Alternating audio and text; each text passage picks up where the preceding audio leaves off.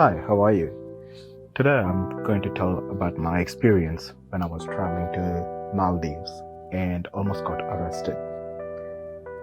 So, usually what I do is when I go to visit my family in Chennai, I take one day for myself so that I can go and visit Mahabalipuram, which is something I've been doing for a very long time. But there was this particular year, I think in 2017 or 2018, when I went to visit my family, and I was thinking maybe I should go to somewhere different instead of Mahabalipuram as always. So what I thought of doing was maybe I can visit a couple of places, like there was Port Blair which I could go to.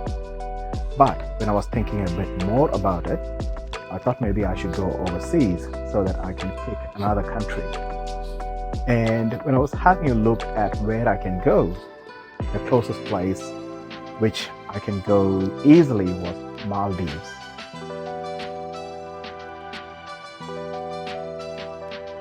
To travel to Maldives, Indians don't need a visa. So I decided maybe I should go there. And I was thinking, but where in Maldives can I go? Because there are so many beautiful islands and resorts.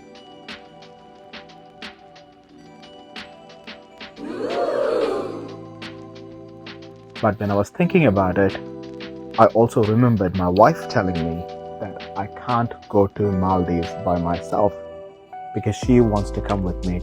So if I went there, there's a good chance I will be in trouble. But at the same time, I didn't want to give up on my chance to go to a new country. So when I was having a look, I saw Mali, the capital of Maldives, was a great place to visit.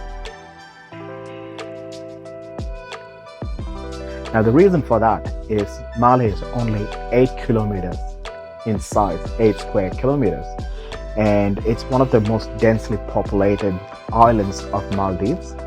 And also they have Sharia law over there. So it was a very different combination of things which made me want to go there. So I spoke to my brother about it. When I told my brother, he said, it's okay to go there, but make sure you book a hotel before you go there.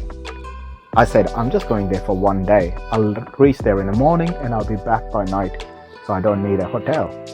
He said, hey, just to make it easy, book a hotel. And I said, nah, I don't need a hotel. I should have listened to him. I did not.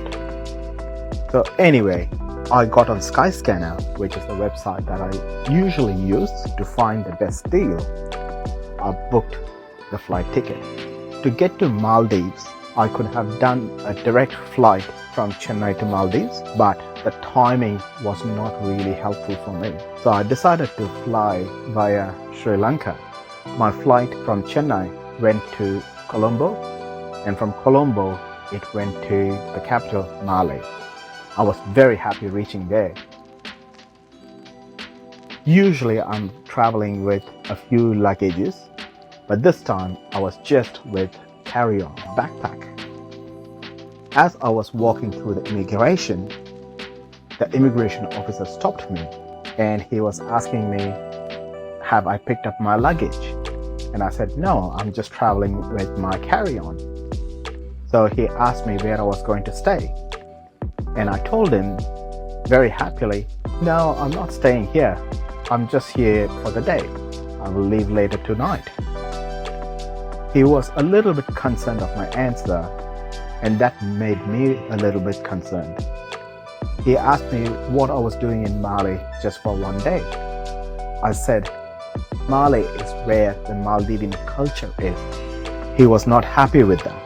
He said the whole of Maldives has culture, and I tried to explain I wanted to visit Mali because it has the Sharia law and the most densely populated place, and I really wanted to see Mali because I only had one day to spare. He was not happy and he picked up my passport and he had a look. When he had a look, unfortunately, the first page that he saw was my Thailand visa, where I had entered morning about 8 o'clock and I left by about 11 o'clock. That was because I was on my way to Cambodia. Now, this one made him question, why am I traveling to countries and not staying for a long time? He asked me if I was a drug dealer. He was not happy with what I was explaining, so he asked me to wait, and he went and brought another officer. So they both were asking me why I was there for one day. I had to explain to them I only had one free day and I had to travel on that one day. They asked me to stay in a room and to wait. They spent a good 45 minutes asking me questions about what I'm doing traveling there only for one day, and they checked my passport, they checked all my visas and all my details, and they were asking me questions if I had any ties with any militant group. I had to explain to them that I was just a traveler who loves traveling. I wasn't a drug mule and I wasn't a terrorist. I explained to them that I love to travel. I wanted to visit all the beautiful places and the people and learn about their culture. I showed them all the visas that I had stamped on my passport. I explained to them I just love traveling around the world. It took a long time to make them understand. In the end, they were happy with my explanation and they were happy to let me go. I should have just left, but I did not. I asked them why they were making it so hard for me. That is when the second officer explained to me that there was an assassination attempt on the Prime Minister of Maldives not long ago.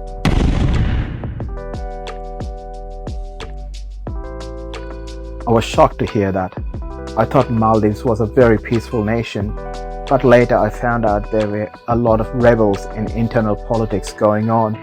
I was just happy to leave the airport because now I only had about 7 hours left to travel in the country. So I got out of the airport so that I can have a look at the beautiful Malé. I hope you guys enjoyed my adventure. And please, if you're ever heading to Maldives, don't make the same mistake that I did. And make sure that you stay in Maldives more than one day. And now let's have a look at how beautiful Malé is.